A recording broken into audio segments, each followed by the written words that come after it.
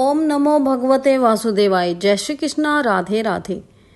धर्मराज युधिष्ठिर कहने लगे कि महाराज, मैंने ज्येष्ठ शुक्ल एकादशी के व्रत का महात्म्य सुना। अब कृपया करके आषाढ़ कृष्ण एकादशी की कथा का वर्णन कीजिए। इस एकादशी का क्या नाम है तथा क्या महात्म्य है, सो सब कृपा करके वर्णन कीजिए। श्री कृष्ण कहने लगे कि हे राजन, आषाढ़ कृष्ण एकादशी का नाम योगिनी है। इसके व्रत से समस्त पाप नष्ट हो जाते हैं। ये इस लोक में भोग और परलोक में मुक्ति देने वाली है। ये तीनों लोकों में प्रसिद्ध है। मैं तुमसे पुराणों में वर्णन हुई कथा कहता हूँ, सो तुम ध्यान पूर्वक सुनो।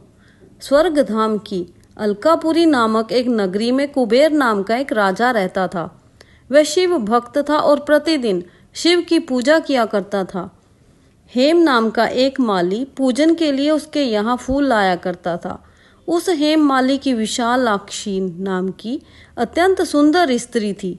एक दिन वह मानसरोवर से पुष्प तो ले आया, परंतु कामासक्त होने के कारण वह अपनी स्त्री से हास्य विनोद तथा रमण करने लगा। इधर माली दोपहर तक पुष्प लेकर राजा के पास नहीं पहुंचा। उधर राजा उसकी राह देखता रहा।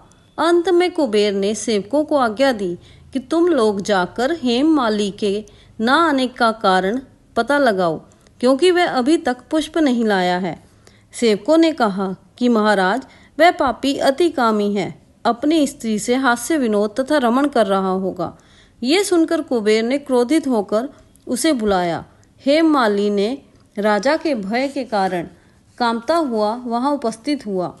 राजा कुबेर क्रोध के मारे जिसके होंठ कांप रहे थे, कहने लगा, अरे पापी, नीच, कामी, तूने मेरे परम पूजनीय ईश्वरों के भी ईश्वर श्री शिव जी महाराज का अनादर किया है।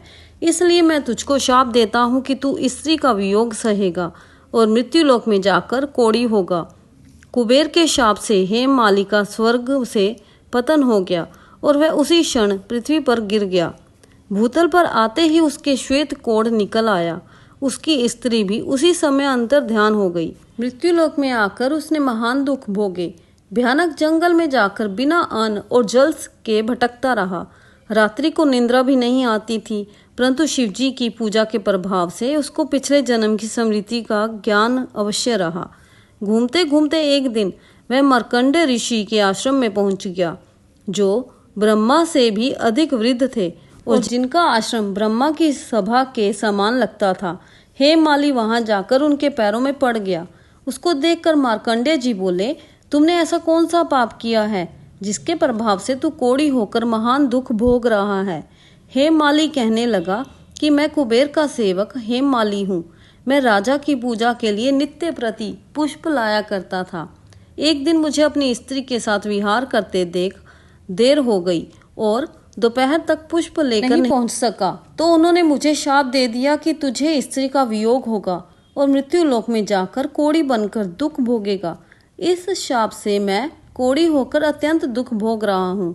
अतः आप कोई ऐसा उपाय बताएं जिससे मेरा ये दुख दूर हो जाए। इस पर मार्कंडेय ऋषि बोले कि तूने मेरे सम्मुख चूंकि सत्य वचन कहे हैं, इसलिए मैं तेरे उद्धार के लिए एक व्रत बताता हूँ। यदि तू आषाढ़ मास के कृष्ण पक्ष की योगिनी नाम की एकादशी का विधि पूर्वक व्रत करेगा तो तेरे सब पाप नष्ट हो जाएंगे। ये सुनकर हेम माली ने अत्यंत प्रसन्न होकर मुनि को साष्टांग प्रणाम किया। मुनि ने उसको अत्यंत स्नेह के साथ उठाया। हेम माली ने मुनि के कथा अनुसार विधि पूर्वक योगिनी एकादशी का व्रत किया और इसके प्रभाव से अपने पुराने स्वरूप में आकर अपनी स्त्री के साथ विहार करने लगा। हे राजन, ये योगिनी एकादशी का व्रत 88,000 ब्राह्मणों को भोजन कराने के बराबर फल देता है। इसके व्रत से समस्त पाप दूर हो जाते हैं और अंत में स्वर्ग प्राप्त होता है। बोलो विष्णु भगवान की जय, माँ लक्ष्मी की जय। जय जय श्री राधे, जय जय श्री राधे।